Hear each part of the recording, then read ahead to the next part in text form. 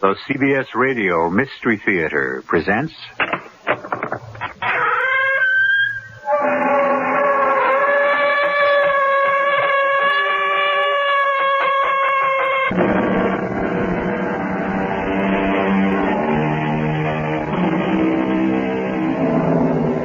Come in.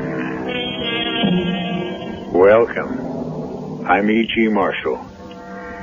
It's the time of Halloween, when evil spirits abound. Ghouls and ghosts, pariahs and phenomena, witches and warlocks, vampires, werewolves, poltergeists, emanations, phantasmagoria, and crawling things too awful to imagine. All the outcasts from the natural world. Not only the supernatural and the dead, but the half-dead. The haunting army of the lost between two worlds.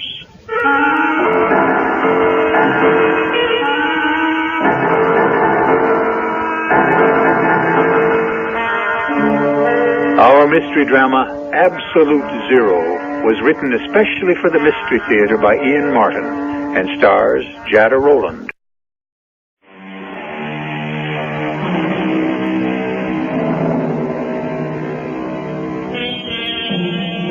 If we are to believe St. Peter that God is no respecter of persons, then it is one thing the Almighty has in common with death. No money, no power, no wisdom or guile can circumvent those dread wings once they fold about you. Or can you escape the shadow of finality? Long before the dawn of this 20th century, men had wondered and tried and failed. But with the turn of the century and the giant leaps forward in medical knowledge, did it become a possibility? Or was it still only an illusion? Come away, Miles. In a moment, George. Of course you must weep for Emily, but not sorrow. She's gone home, you know. What? To her eternal rest. Oh, my dear old friend. How can I comfort a man who's just lost the wife he adored? I need no comfort. In this case, I believe my kind of doctorate to be more capable of prescription than yours. Oh, Reverend Dr. Armbruster, I cannot agree with your diagnosis. I've lost my wife, not myself. And the last thing I need in this world or the next is divine guidance.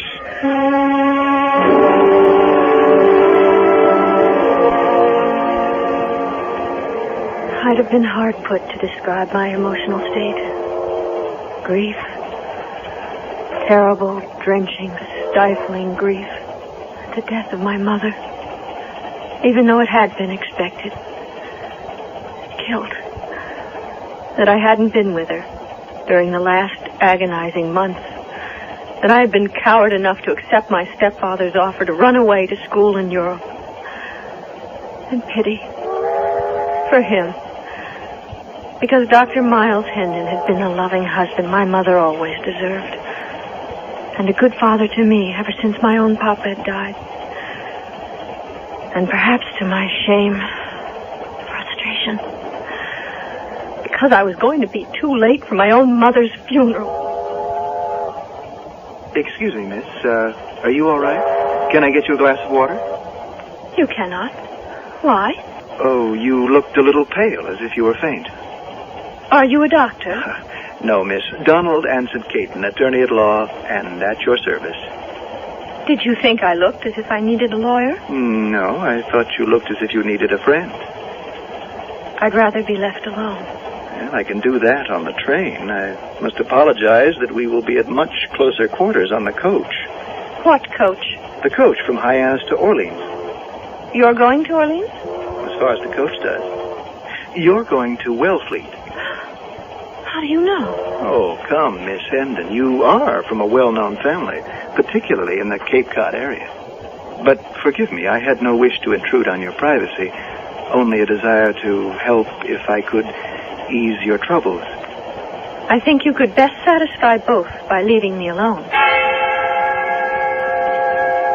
I could see him hesitate for a moment at my blunt answer. And in that instant, I had the irrational urge to take back my dismissal. But in the moment of decision, I had waited too late. And with a deep bow, he withdrew.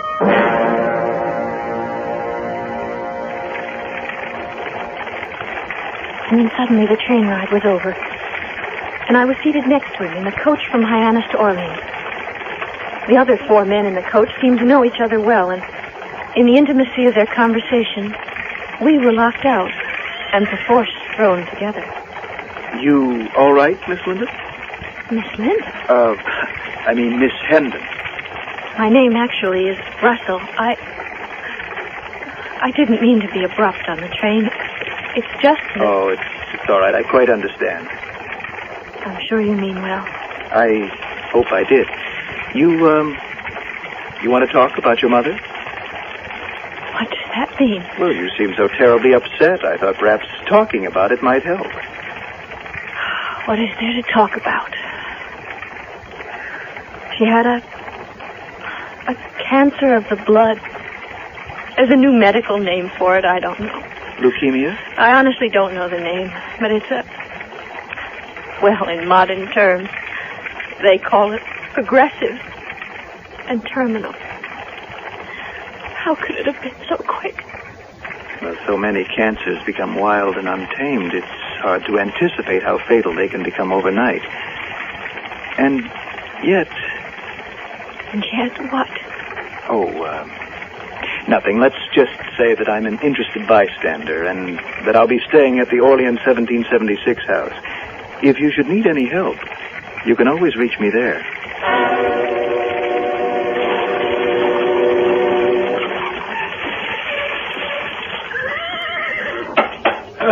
Linda, my dear, how nice to see you again. Oh, Reverend Armbruster. Where is Miles? Dr. Hendon? Your father sends his deep regrets, but... But what? Well, he quite frankly, my dear, ever since your mother's demise, he's become, what shall I say, he's gone into a kind of seclusion. He is expecting me back. Oh, yes. After all, he sent for you. Digger Wells is here with a trap, but the horse threw a shoe. He'll be along any minute. I am too late for my mother's funeral. I'm afraid so, my dear. For the funeral. But not for what else? Well, I would hope there might be a sort of memorial service. Why? Well, it was a somewhat, how should I say, hasty affair. Not altogether satisfying from, well, in a religious sense, shall we say. No, don't let me put it that way. In a ritual fashion is perhaps more precise.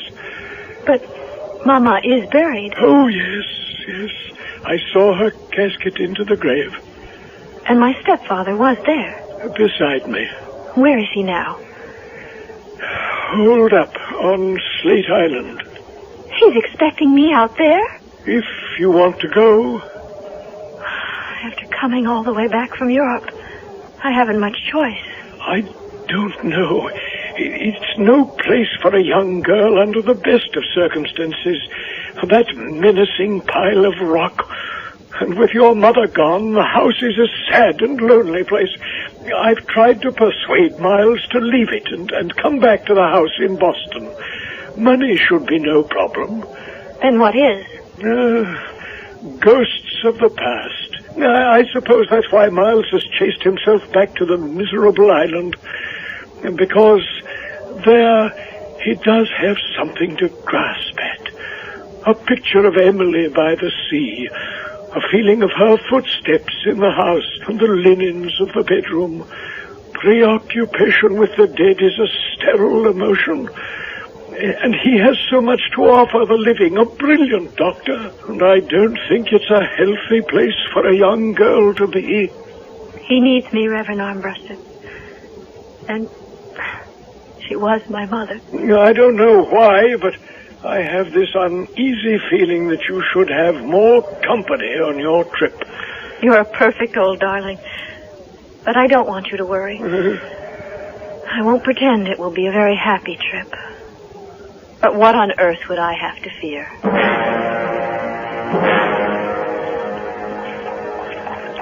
I was to think a great deal over that exact choice of words during the days to come. But of course, I didn't know, or even suspect that then.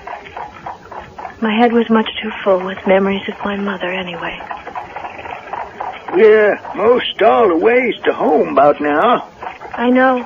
Master should have met you. Why didn't he? Doctor's mighty busy ever since don't see much of him. Busy doing what? I don't rightly know. Turned the turret room and the rest of the top floor into a laboratory after he... Oh, I don't mean to keep bringing it up, Miss Linda. It's all right, Digger. It isn't something any of us can dodge. Where is Mama buried? Why, in that fancy marble house your grandfather built in the eastern churchyard. Could we stop there just a moment before we go over to the island? Well, if you want to. I think I would. Ain't nothing to see. She's closed up tight in the coffin. I don't want to see anything. Just feel. I had a cold, shivery feeling to think of going into that dim, echoey mausoleum my grandfather Russell had built for the family. But I also knew I loved my mother, and I had this overpowering desire to be near where she lay, and just to whisper, "Mama, I'm sorry. I didn't want you to die, and I should have had the courage to see you all the way." I was almost ready to say to Digger, forget it. I'll come some other time in the full light of day. Then I reproached myself. What did I expect to see? A ghostly shape? My mother snaking up in some strange ectoplasmic form from the sealed coffin? I'll come with you, miss, and bring one of the carriage lamps. No, I'll be all right. Still just twilight. Pretty dark. Right spooky here in the graveyard. Oh, I have nothing to be... What is it, miss? Look! There, by the sepulcher.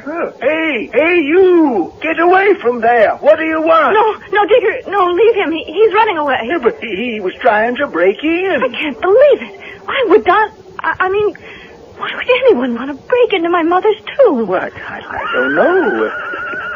I don't guess. Now he's gone, we're going to find out.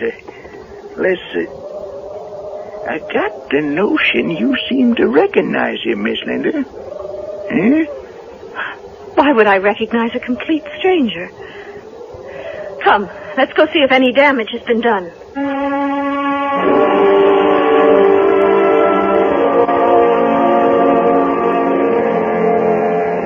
As they approach the dark tomb, Linda knows that she's not being honest with Digger, and certainly not with herself. There's no doubt that it is Don Caton, the young man who introduced himself on the train. Why has Linda's first impulse been to protect him? Has she been right to trust her heart rather than her head? I shall return shortly to pursue that question in Act 2.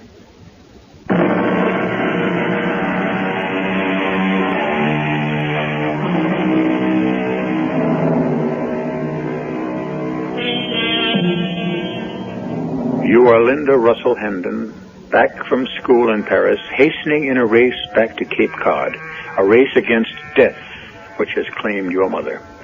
At this moment, of all times in your life, you have met the young man who might be the one you have dreamed of. But it's the wrong time.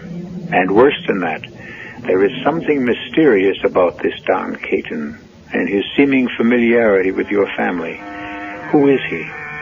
What brings him to the Cape? And most troubling of all, what brought him to the tomb where your mother lies buried? Who was it, Miss Linda? I tell you, Digger, I don't know. I only caught a glimpse of him. Appeared to me you thought you knew him. thought for a moment I did. But in this half-light... Never mind that now. The important thing is not who it was, but what he wanted. Let's go. Couldn't get much. Tomb sealed up so tight you couldn't get inside without a load of dynamite. Or a key. Of course, I have a key. Only reason I brought you here. Wouldn't let no one else in but you, Miss Linda. But, there's nothing to see. I told you I don't expect to see anything. Just to feel... Oh, but that was before. Let's get the door open. Give me a moment. There. Now, yes, Here.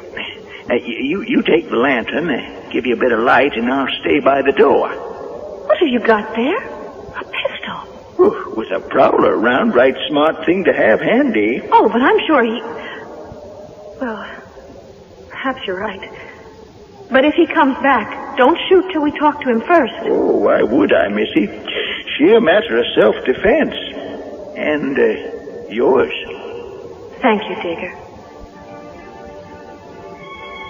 My mother's coffin was rich mahogany, ornamented in heavy brass, which shone no less brightly than the other sarcophagi and the ledges within the mausoleum. It only had a newer, more recent patina. It was sealed tightly. In the guttering light of the lantern, I could see it was undisturbed. The final proof, the gossamer web of some spider who had already fabricated his own seal to protect my mother's rest. I thanked him silently in my heart, and wondered vaguely for a moment what Don Caton, if indeed it was he I had seen, wanted in this place of private sorrow. Beneath my breath, I asked my mother to forgive me for coming home too late. And then I asked Digger to take me home. Bad weather making up. Real nor'easter. Why does Father insist on living here now, Digger? I reckon you have to ask him that, Miss Hendon. Oh, Bertie, you see her waiting for you on the dock? Where's Papa? I don't rightly know. But he is here on the island. Oh, sure. Only, he keeps himself to himself, as a fella says. What's that? Oh, them's geese. Better watchdogs and hounds, the master says.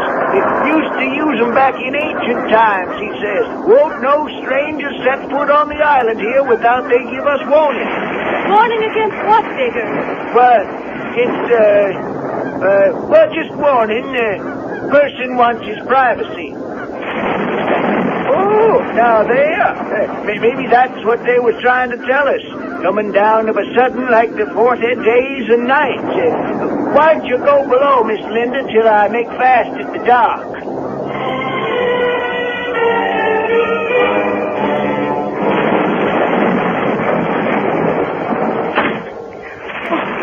And sakes, child, let's get you out of that rain. And a fine welcome home. I've got to say, Bertie, I don't exactly feel like the prodigal son. Where's Papa? Oh, upstairs, I reckon.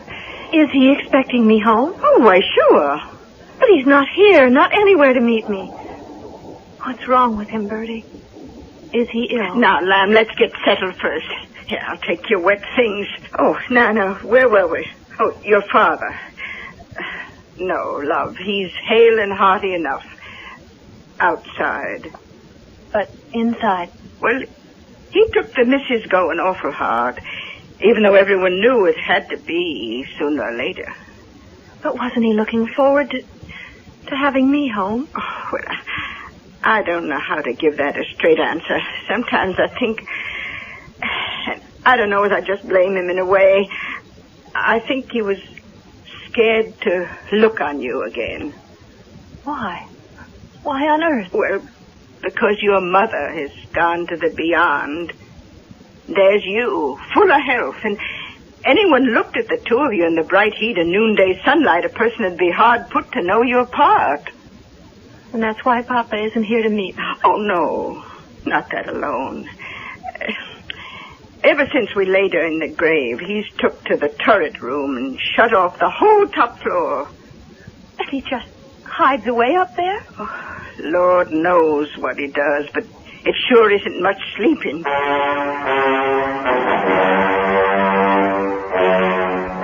dear sir, in deference to your credentials, I have submitted to this interview and swallowed my impatience at the implications of it.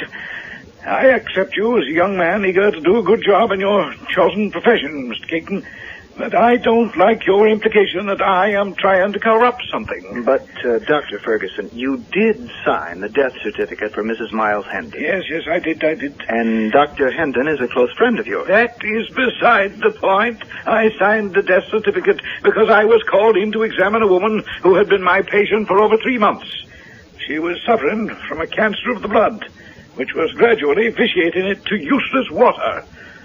I will admit that neither I nor my esteemed colleague, Dr. Miles Hendon, her husband, had anticipated the speed and deterioration of the blood in that last week. But you both concurred that once this terminal stage set in, death was inevitable. It is the common pattern of this symptomatology. Mm-hmm. And on the last day, the day you signed the death certificate, I examined a woman who had no pulse, who had ceased to aspirate, who reacted to no reflex tests, and who, on thorough auscultation, had not the slightest sign of a heartbeat.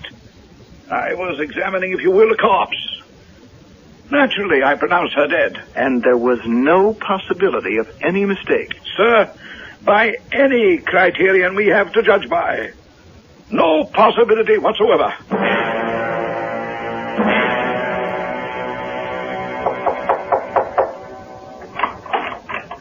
Miles. Oh, Linda, my dearest daughter. Forgive me for welcoming you so tardily. Oh, it's all right. I don't mind. I just don't understand. Please, Linda, let me mourn your mother in my own way.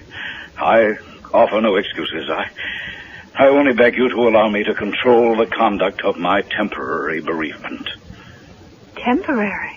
Well, death is a bridge between the known and the unknown. Why do we accept without cavil that the traffic must be only one way? What are you talking about?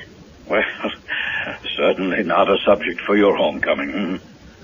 Not exactly the term I'd have picked for this return. Well, why? Surely this is your home? With Mother gone? Well, it was and still is hers, too, I hope. Only because she was so ill and wanted to hide from the world. But she never loved this grim old island. Oh, she'll find cause to before I'm done. Miles, Father, I know how much you are hurt. The last thing Mama would have asked of you was to become a martyr. To bury yourself here. You don't understand what you're talking about, child. Better than you, maybe. It was nothing Mother would have wanted, except for her illness, and nothing she would have wanted from or expected of you. Or me. I tell you frankly, I won't stay here. No, but you must. I did come back to try to give you support. I did intend to stay with you a while till the wound had healed. I was ashamed of myself for ever allowing Mother and you to talk me into leaving when her time was so short. Linda, she didn't expect. The doctors, no one expected that it might be so sudden. No excuse. I should have been here to help her. Sustain her. Well, then promise me you'll stay and do the same for me. No. Mother had a reason for running away from life. It was being taken from her. You don't. Staying here is a sickness, and I won't baby you. If you won't fight it, I won't stand by you. Oh, if you only knew. Why, Linda, I've just begun to fight, and I'm going to win. Win what? When I'm ready to tell you, I'll show you. And then you'll thank me for it for the rest of your days. You and my beloved Emily, your mother. You'll stay and you'll see. You'll stay because you must stay. Well, perhaps tonight. That's all I ask, my darling. All I need.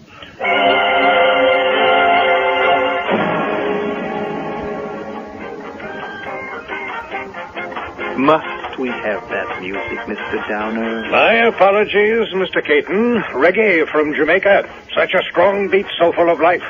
I find it such a welcome contrast for the necessary preoccupation of an undertaker with death. Mm-hmm. I just want to make certain. Now, there was no question of Mrs. Hendon's death. Heavens, no. I mean, we drained the blood. Beg pardon? To prepare for embalming. She was all ready for perfusion. And that is... a preservatory chemical recirculated to guard against, well, any deterioration during the viewing. But there was no viewing. There was not. Such a pity. A lovely woman. Lovely woman. Mm-hmm. Why? It was the wish of the husband of the deceased. But you did place her in the coffin. That was your responsibility. Well, now, I don't know if I like your tone. But since you pressure me, not exactly. No. What are you suggesting, Mr. Caton? It is unconscionable. I will be no part of it. I don't see how you can avoid it, Reverend Armbruster. You were the officiating minister at the burial. But I mean, it's preposterous. You've seen my credentials, Reverend Armbruster. You've double-checked on me. And where a large enough sum of money is involved, nothing is preposterous, or even impossible. But what about the police? Oh, I haven't enough evidence. Even if I had, it would take time to get an authorization from the courts. In the meantime, I am concerned that another life is at stake.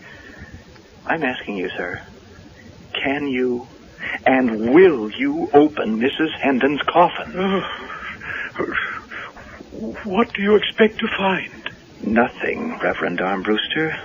Neither her body nor her soul. I expect to find that coffin empty.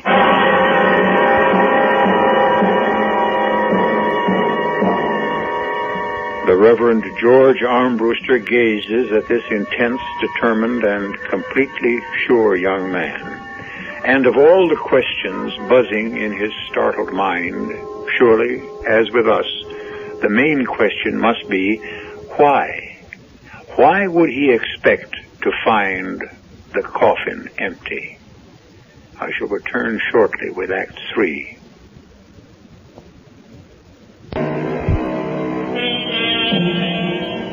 For the moment, the storm, a typical sou'wester, has passed over the Cape, although the rain is still coming down in a steady drizzle.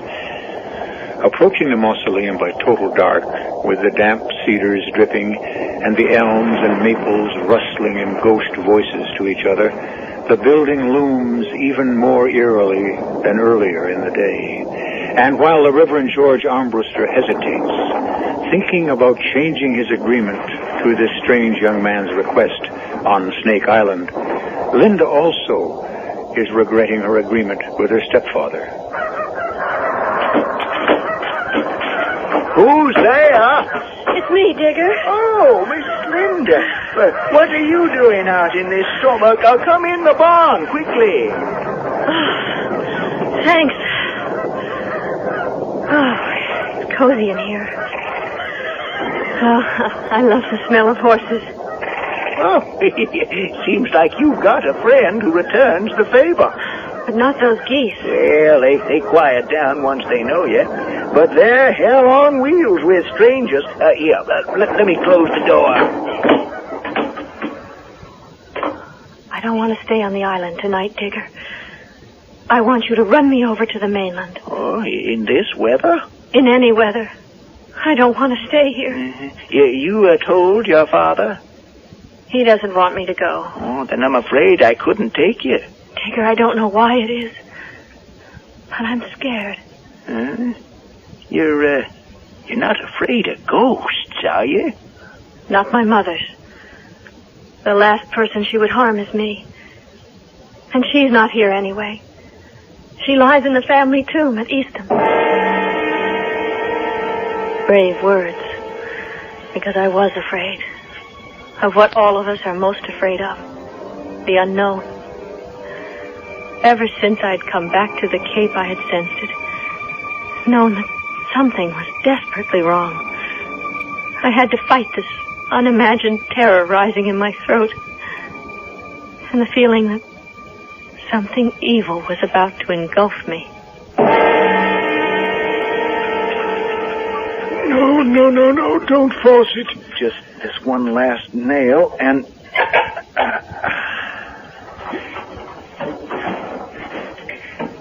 Well? See for yourself. Oh, dear Lord. You are right. Empty. What does it mean? I'm not quite sure, Reverend Armbruster.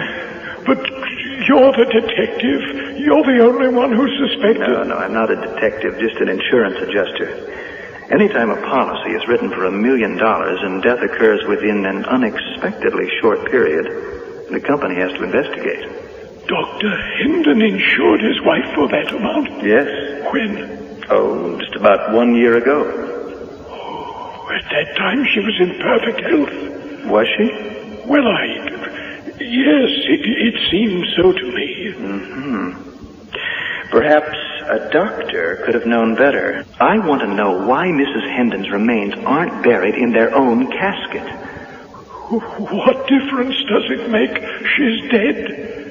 Are you sure? Of course. I saw her so. I ought to bow out, but I'm a stubborn guy. I met her daughter. And I'm just perverse enough to have this big bump of, I don't know what you want to call it, extrasensory perception, maybe, that she's in danger. Of what? It's nutty. I can't justify it in any way, but I have this insane notion that Mrs. Hendon is somehow still alive, and that it's her daughter, Linda, who is in danger of ending up dead.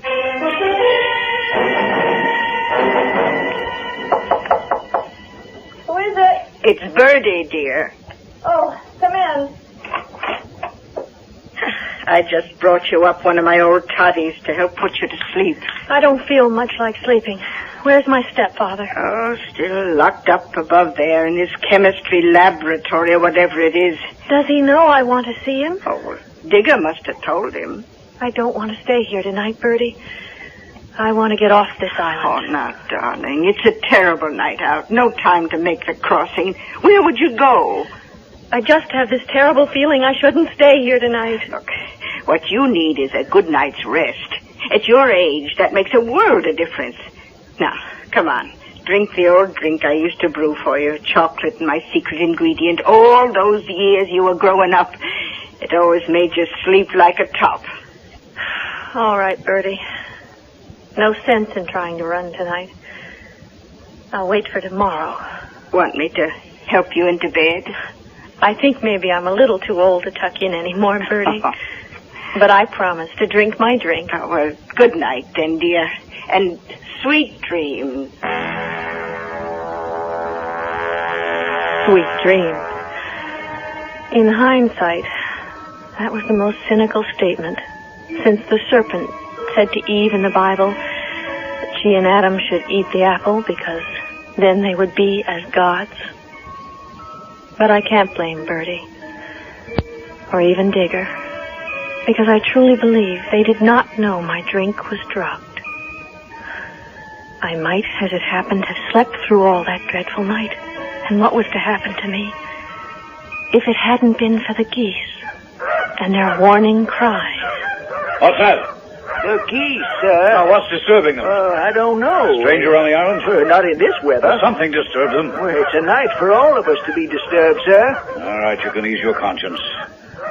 You may leave us now. I don't know as I ought. I suggest you do as you're told. I serve the Russell family, not you, Dr. Hendon, who only married into it. And it's Miss Linda I offer my services to, yes. And protection when I speculate what you have in mind. You can't fly in the face of the Almighty, Dr. Hendon. Why, you fool. You can't stop me. No one can. Till I bring Emily back to life again. It was like a dream. Faces and figures elongated, out of focus. The sound of words, far away and echoey, and not quite clear. Though what was happening? Too bizarre and ghastly to be anything but a nightmare. I saw Miles pick up Digger's limp body and literally toss it into a corner. Miles? Yes? What is it, Linda? Oh, I feel so weak. Everything's so far away. Now, that's as it should be. It's the sedative I put in the drink Bertie brought you. Bertie drugged me. No. She had no idea what it contained. The anesthetic was mine. I'm sorry all this commotion has brought you out of it. An anesthetic? What for? Well, what are you doing? What's happening? It hasn't happened yet, but it's just about to. The miracle of the 20th century. What are you planning to do? I am about to reverse the whole human process. I'm about to bring the dead back to life. He moved away from me. I tried to sit up, but I found that I was bound by heavy straps to a medical table on which I was lying. I was conscious now of some sort of a machine throbbing in a steady rhythm. Turning my head in the direction of the sound, out of the corner of my eye, I could see that Miles had gone in that direction and was pulling aside a heavy drape on traveling rings. As he pulled it aside in one impatient movement, I saw... Oh, God help me. In a kind of blinding flash, resting on a huge base, what looked like an enormous fish tank. The frame was heavily leaded, and the glass panels narrow and heavily frosted. Through the tiny particles of ice and snow that churned and swirled about beyond the glass, inside the tank, in that one blinding flash, I could see a figure lying. My mother!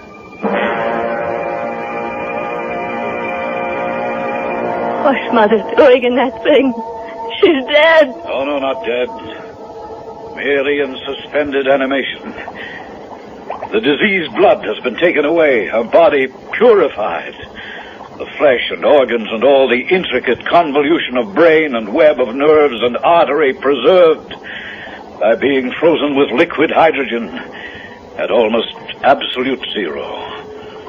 The body, waiting only for new blood to feed the heart and lungs and all the rest. Fresh, wholesome blood from you. From me? You will feel nothing, my dear, I promise you. And have no fears. It will be only temporary. But why me? The blood must be harmonious, consanguineous, so that the organs do not reject it. No. My dear, you will only be taking your mother's place for a little while. And when the time is right, I shall bring you back to life. No. Oh, you're mad. You can't. I can do anything I want, and no one can stop me now. Come and struggle. No. Oh, no, take that needle away. I can't. Let her go, Dr. Hendon. Digger, you should have stayed decently at rest. Very well, the first needle will be for you. I warn you. Don't come near me. I have a pistol. You wouldn't dare use that on me, old man. You're so weak you can't even aim it. Give it to me. I warn you. Stay back. You wouldn't harm me, Digger. I'm your master. No! Digger has always served the Russell family, not you. I know where my loyalties lie. With you, Miss Linda. Why, damn you! Good God, you hit the compression chamber! Why, man! Hendon, open up! Hendon, too late for you. Raise your head. Oh, let them in! Quickly, Digger! And get her loose. Fast! This room is filling with hydrogen. One spark and the floor is all to hell!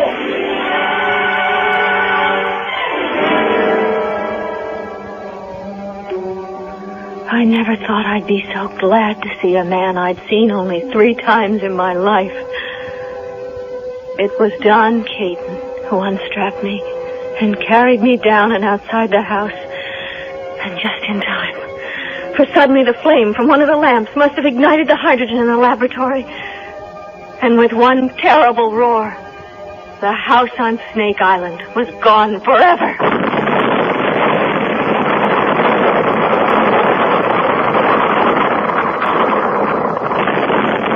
Did everyone get out?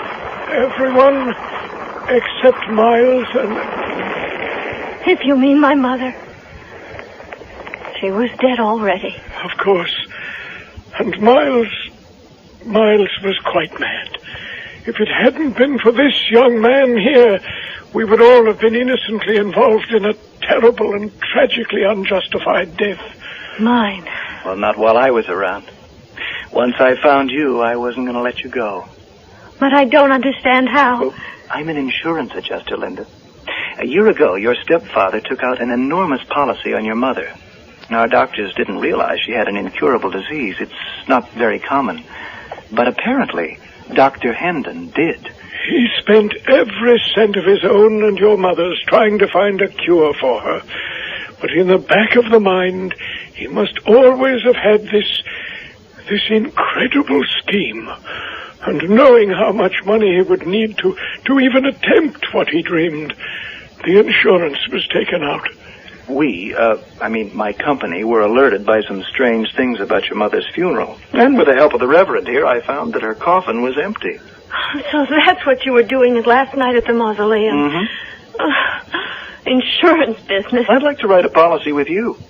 Oh, no thanks. I have no intention of dying. I have even less notion to allow you to. The policy I had in mind was between you and me. For life.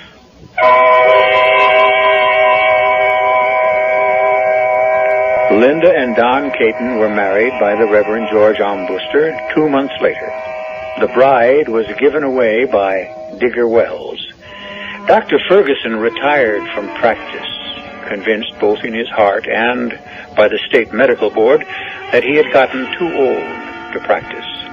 As for Mr. Downer, faced with false statements and the prospect of jail, he gave up undertaking very suddenly, and the police are still trying to overtake him.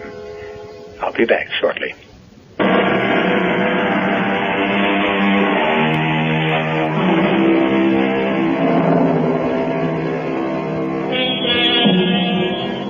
You know, in the period of this story, cryobiology and cryogenics, the study of living matter's reaction to intensely low and freezing temperatures, was a gleam only in the science fiction writer's fertile mind. Today, they are recognized and viable sciences, and there exist across the country many deceased who have elected, instead of burial, to be frozen and preserved until someday human science might be able to reverse divine will. I choose no side, but only comment that once again it reminds us that truth can be stranger than fiction. Our cast included Jada Rowland, Russell Horton, Ian Martin, Bryna Rayburn, and Court Benson. The entire production was under the direction of Hyman Brown.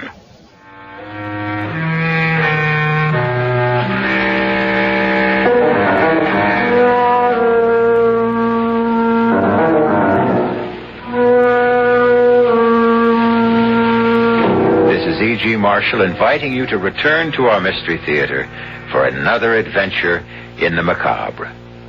Until next time, pleasant dreams.